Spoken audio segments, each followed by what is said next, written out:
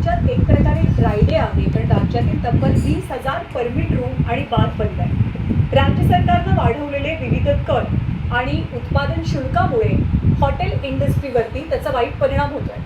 आणि इतकंच नाही तर लाखो रोजगार सुद्धा धोक्यात येत आहेत.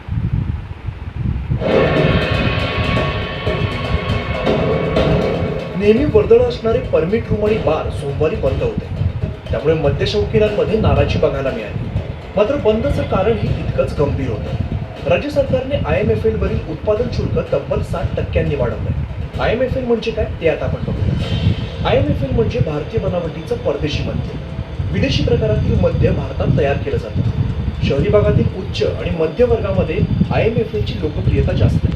विस्की, रम, ब्रँडी, जिन, वोडका हे विदेशी मद्य भारतातील ब्रँड्सद्वारे तयार केले जातात. भारतात विस्कीचे चाहते जास्त आहेत.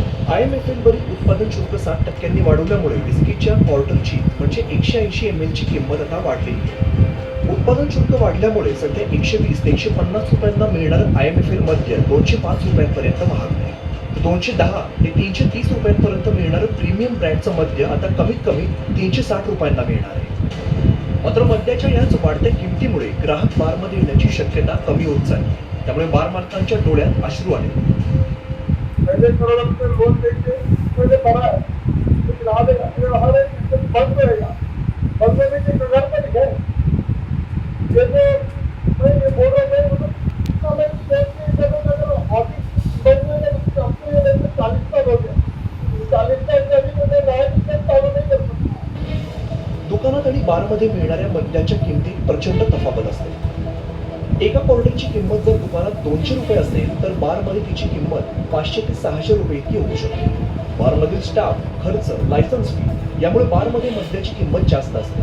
मात्र वाढत चाललेल्या या किमती ग्राहकांच्या आवाकाच्या बाहेर चालल्या. त्यामुळे परमिट रूम आणि बारमध्ये येणाऱ्यांची संख्या मोठ्या प्रमाणावर घटण्याची शक्यता आहे. परिणामी बार बंद पडून इथे काम करणाऱ्यांचा रोजगार हिरावला जाऊ शकतो. सुमारे 4 लाख वेटर, कुक, मॅनेजर, सफाई कामगार यांचे रोजगार धोक्यात येऊ शकतात.